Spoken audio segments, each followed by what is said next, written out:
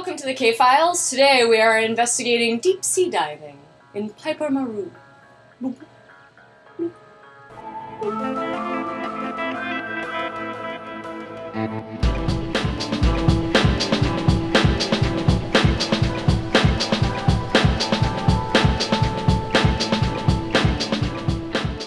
Welcome back to the lush basement office. We're here at the Hollywood Redux studio. My name is Katie. I'm your co-host, Grisalia, and we're coming at you from HollywoodRedux.com. Hollywood Redux. Hollywood Redux. Hollywood Redux. Hollywood Redux. Hollywood Redux. We're talking about... Nice ring to it, man. Yeah, no, it rolls right off the tongue. Yeah. Soothes the ears. We're talking about Piper Maru here on the show. Wait, no, I'm sorry. Break out your flashlight. Come on, open the case file. We're talking about Piper Maru. It's the 15th episode of the 3rd season. It's smack dab in the middle, pretty much. It is a really crackerjack opening to a 2-parter mythology mini-movie. We've had this before. EBE was an episode of this ilk, and then most recently, of course, we did Nisei and 731, Correct. which was written by the same team as tonight's episode, which is Mr. Chris Carter himself, the head cheese, Frank Spotnitz, his best mythology buddy, and of course directed by Rob Bowman, who directed the movie, who directs pretty much all the really action-packed episodes of the show, with panache, with lots of style. He's also maybe lesser known for directing probably my favorite dragon movie of all time, with Christian Bale and Matthew McConaughey. Oh my god, I'm blanking on the name of that episode. What is this movie? Oh my god. Okay, but it was awesome. It was the best dragon movie ever. We'll just find it somewhere on the screen. We'll get back to that later. I need to find this out. But it was directed by Rob Bowman, and it was, Matthew McConaughey's, most insane performance. For sure. Anyway. That's all I'm going to think about now at this episode. But directed really well, just like this episode of the XFiles, which is where Rob cut his teeth. For me, it's really memorable as the first time we see the black oil villain. Dude! Alien. Oil, that thing was really gnarly. The effects on that was so cool. And this was on TV.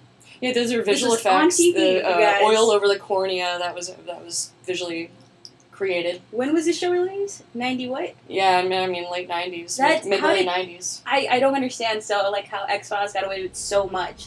So much good stuff, don't get me wrong, but, that must have been terrifying to watch as a kid, especially with the lights off. Yeah, the black oil is a scary villain. We see it a bunch of times throughout the show. In the film, it plays a really big role in Fight the Future. And it's pretty scary because it just goes where it will, and you are powerless to it. It just takes you over. Yeah, seriously. It, Invasion of the Body Snatchers, except for even creepier with this, oil stuff that is its vehicle, or its medium, as Mulder figures out later on. Up the face and into the eyes. It's just it was really well done, by the way. Done nicely in this episode, and then done really well in Fight the Future. Oh my god, Reign of Fire. That's the name of that movie! Reign of Fire! Directed by Rob Bowman.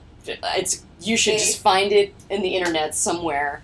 You know what? I just needed to drone on about the X-Files to free up my right brain to make a sociopoetic leaps, just like Mulder in when he watches the movie, his favorite movie. Oh my god, I'm blanking on the name of the movie! I gotta have to stop doing this. No, Plan 9 from Outer Space. There you go. Plan 9. I can only remember so much. God, I'm a human being, not a computer. Plan 9 from Outer Space, which is Mulder's seen it in the double digits, and he says that he needs to watch it so that he can free up his right brain to make a sociopoetic leaps.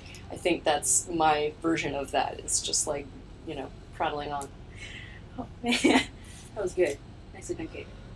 So good. So what did you think? I'm done talking for a while. You take the show. You want me to take the show? Alright, fine. Oh man. Honestly, just the black oil itself, I know it was done, part of it was practical and part of it was effects, but just that alone, that concept of it being on the show, first of all, airing, how does that happen? I can't get over it. You as, a person who saw it back in the day on live TV, were you not terrified watching The X-Files has always scared me. Did that not make you want to stop watching the episodes? I didn't understand it very well either. I didn't really know what the black oil meant. Now it's really cool to be watching this show again and to really understand that it's actually another alien entity. It's a different entity. And this goes back to it being, is it a Mulder episode, right? Well, it's a mythology two-parter, so it's typically those are not one or the other. They're kind of both, because we're forwarding the mythology of the surface story, and then we're also forwarding the mythology of the greater kind of world. Right. We're showing like stories that reflect on the world instead of the characters themselves. But a really great mythology episode also has like a little journey for the relationship too. I do want to say before we continue, speaking of like just the episode in general, I want to say I can't remember the art director's name, and I'm very sorry, but the prop, the P-51 Mustang that they used on set looks so gnarly. I read after the episode that it was a replica. Like, they made it just for the show. It was so freaking cool. Yeah, the XFiles does it right. Yeah, sure. No joke. They do not hold back at all. No, so the art department, everything looks very real. And of course, when they filmed in Vancouver, everything looks so misty. And how cool is that? I wish I would have been there for that. Yeah. Cool things. And that's one of my favorite moments is when Scully identifies the airplane as the Mustang. And you see, it's a beautifully orchestrated, choreographed shot by Rob Bowman, where you see her looking and she says the right answer, and then the two guys both turn and look at her. It's a really cool moment. But of course, Gillian Anderson is stone cold.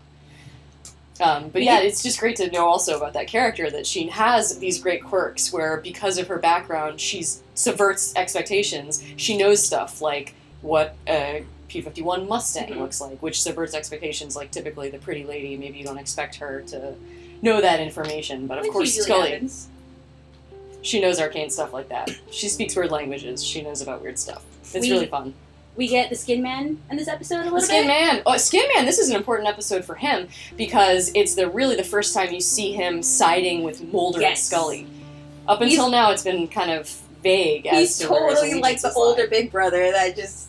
He often plays that role to both of them. And he tells both of them the truth as he sees it, which is typically like a really helpful take, as to what is the ethical, thing that will save their jobs, the best thing that's really a practical way of looking at it, which is really, Skin Man, he was in Vietnam, he has had a lot of experiences, so he talks from a place of austere practicality a lot of the time, and he sides with Mulder and Scully. He tells the guys who come to harass him in the restaurant to strong arm him into dropping the case against the killer, Scully's sister's killer.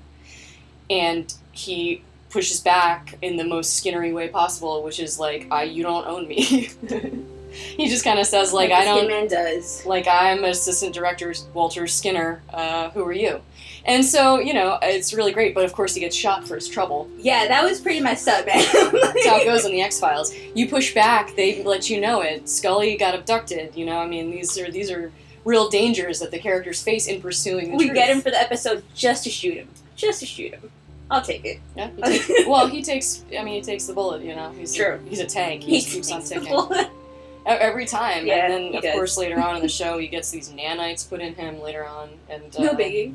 Yeah, Krychek controls him. We'll get to it. We're creeping along. I really want to take a meandering tour of both monsters that are of interest for various reasons and mythology that really opens us up to new possibilities in the story because of what it does, what it introduces, like the black oil, which is a cool storytelling device because it's what does it want all the time? And in this episode, we figure out over the course of the two-parter, the black oil wants to get back to the ship, wants to get a piece of its missing parts. It wants to get bring it back to the hull. Right. So, and it uses a few different people to get there, but ultimately Krychek, of course, is the the one who delivers it right to its door. Would it be just a mythical episode? Yes. Yeah. Even though the black oil is kind of like a monster that overpowers you? Of the mythology. The black oil is just we see the Greys, we see the green aliens, there are a whole different, genus so many of categories. Aliens. There's the alien bounty hunter. There are all these different parts of the alien that we get to aliens, I guess you could say, Mm-hmm. that we get windows into their motives and, you know, what their intentions are. Right. Because at this point in the show, we didn't know what the overall project really was. Mm-hmm. We knew that via Paperclip, that two-parter, via Nisei and 731, via those stories, we knew that scientists were working on a project that involved experimentation on humans in order to, Mulder supposes, create a human-alien hybrid, which is ultimately what we find out is the truth, and sort of also just part of this huge, massive, scary, insane truth. I have a little fun fact. I can share. Is it a file fun fact? It's a fun fact! File fun fact! File fun fact! File Okay, fun fact! this is actually really fun, because I don't know if you actually saw this or spotted this person, but in the episode, right where the diver comes back up and everyone's on the boat, there's a young Michael Bublé. Bublé! Michael Bublé is in the X-Files, guys. Uncredited. It's that Canadian actor. The young, pool. fresh face. There you go. Dude, the X-Files was like yanking him all over to Vancouver and just, hey, like, come on over. Chrissy's fun facts, file facts. Dude. There you go. Yes. My own segment. Finally. Well, I think that does it for our investigation into Piper Maru. I wanted to tell a story. We went to Comic-Con a few weeks ago, and there wasn't a lot of X-Files stuff at Comic-Con this year that I saw. I don't know. It's always a hit and miss, I think. Like, yeah, it's not necessarily the same crowd, I guess. But we did get to see some really cool costumes, and also I wanted to mention, we ran into an artist who does amazing X-Files art. He was there, and he had a lot of cool stuff. There were these posters that were like Ed Wood movie poster versions of the show with just really beautiful art. And that guy, his name is Brian Miller. And we're going to put a link to his website. So please check him out if you like X-Files art. Really beautiful screen-printed stuff. I really liked meeting him, and he was really nice to talk to. He told me some really cool stuff about the show. That was, like, very interesting. There you have it. So thank you for tuning in to the KFiles. We'll be back next week with a new episode. I'm your host. My name is Katie, and you can find me at KMoles on all social medias. And I'm your co-host, Grizzly. You can find me at Grizzly on all social medias. And we're coming at you from HollywoodRedux.com. At you, to you, into your faces. Guys, just check us out. Subscribe. There's so much to see on our page. Shorts, podcasts, sketches.